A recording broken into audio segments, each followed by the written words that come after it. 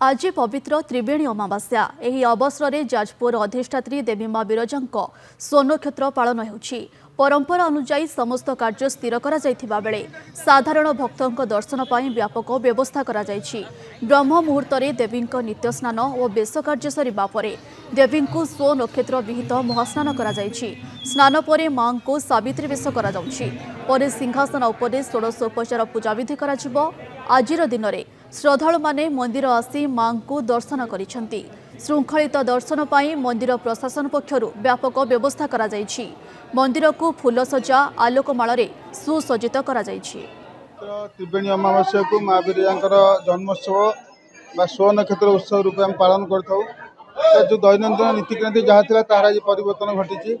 आज ब्रह्म मुहूर्त जो नित्य नैमित स्नान हुए तागला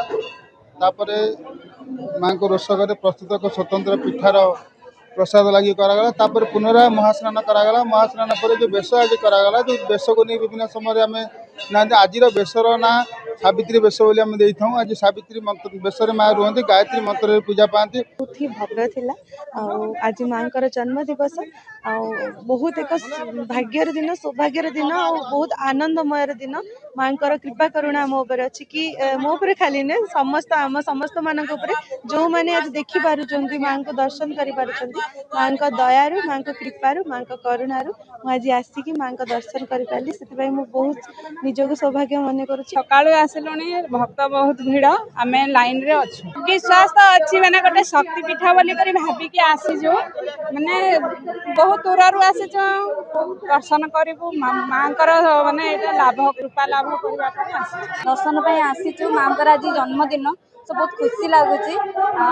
माँ आशीर्वाद रु होची सब किसी काम तो पूर्ण होची आमर एमती भी एबे दर्शन तो लाइन में ठिया हो दर्शन करके विरजांकर जन्मोत्सव अवसर में आम ट्रस्ट बोर्ड तरफ सब प्रकार आरेंजमेंट हो सारी।